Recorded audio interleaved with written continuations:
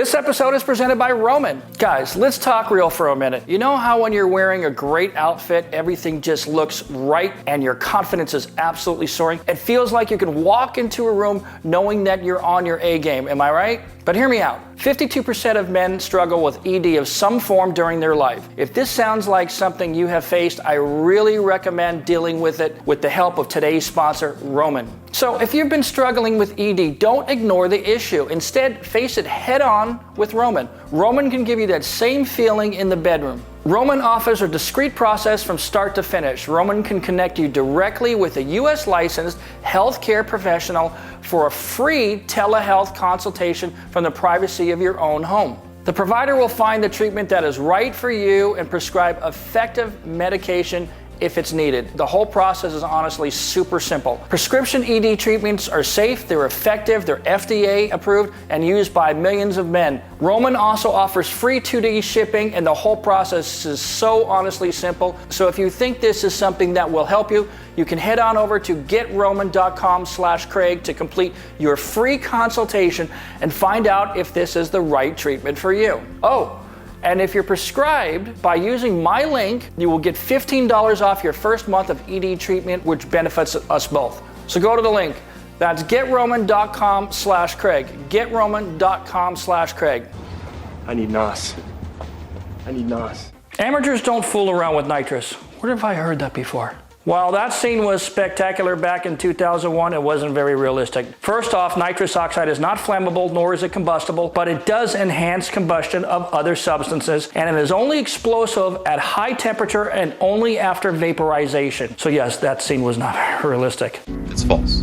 No way. And this is how it works in an engine, okay? The nitrous oxide is sprayed as a vapor into the combustion chamber where combustion is already taking place, right? Engines, of course, require air and fuel to produce power, right? Nitrous oxide provides 2 nitrogen molecules for every 1 oxygen molecule. That's why the recipe is N2O, right? When injected into your engine, each cylinder then can be filled with a denser air fuel charge so that more energy is produced for each combustion cycle. It's been used for decades in racing and for centuries in the medical field, going back to the 1700s. Of course, too much nitrous can be damaging to one's engine. For example, if you had a 200 shot of nitrous to a Toyota Prius, you can guarantee a blown motor, and I think somebody actually did that once.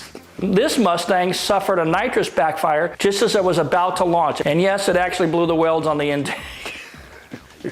That can really happen, as it turns out. Anyway, personally, I've used nitrous successfully on many cars I've owned over the time. My 93 Mustang GT with the 347 and supercharged, my 96 Impala SS, my Supra, my R34 GTR, and my Lamborghini Diablo had a system. Never had a problem. So when it's used carefully, nitrous is actually safe and effective and it works very well. However, when you start disabling safety devices and ignoring manufacturers' recommendations, bad things can happen. Things like this. I think many of you saw this on the internet this week. I was on Facebook, TikTok, and other places as well. But the story goes, apparently this guy was just driving down the road and the nitrous tank decided to dip out. It suffered a complete failure and it essentially turned into a bomb. Actually, the car looked like it ran over a bomb or a landmine or an IED in Iraq. It was horrific. It was not an explosion though, insofar that there was actually no fire, no flame ball, nothing like that. The car was not rear-ended. All of this damage was from the bursting bottle. So what happened? Here are a few clues that will help us give us the answer. We know that the bottle was not hooked up to the engine in the car because the bottle shows no signs of the hardware that would be required to plumb the bottle up to the engine and make it a fully functioning nitrous system. A proper trunk installation includes things like mounting brackets, a pressure gauge, and a blowdown tube vented to the outside of the car. If you've ever seen these cars set up for drag racing, you know what that looks like and that kind of thing. But this car did not have any of that. Not that I could see. I didn't see any evidence of any brackets or any hoses, braided lines, anything. We also know that because we see a pipe plug in the escape nozzle where there's supposed to be an escape port in its place. And this guy just tried to, just block it off. In addition, I see no marks on the bottle to indicate that the bottle was attached to the car using the normal hoop brackets. And matter of fact, it doesn't look like it was ever using the brackets. Nor does the bottle have any of the down tube apparatus that you're supposed to have. A blowdown tube is required at all NHRA tracks, even if it's not an NHRA race, and it's designed to let the vapor out of the car through a hole in the floor should the bottle become overpressurized and the burst disc has burst. So all that vapor goes out through under the car. That's the way it's supposed to be set up. The burst disc is set to burst way before the pressure turns the bottle into a time bomb. Those bottles are usually good for 3,000 psi. The hardware at the top of the bottle also looks very weathered, as if this bottle has been sitting outside for years or long periods of time at the very least. Even more disturbing, it appears that there are blowtorch marks all over the bottle, even on the nitrous sticker label. Not all people buy bottle heaters, which are very helpful in increasing the bottle pressure, which is important when you're actually drag racing. But using a blowtorch, that's the getaway of doing it, and it's highly frowned upon, but some people still do it. But that label was not damaged by an electric bottle heater. It was damaged by the explosion and multiple applications of a blowtorch. And for those of you who think it's a smart idea to heat up an aluminum cylinder with a blowtorch, you can get away with it until you don't.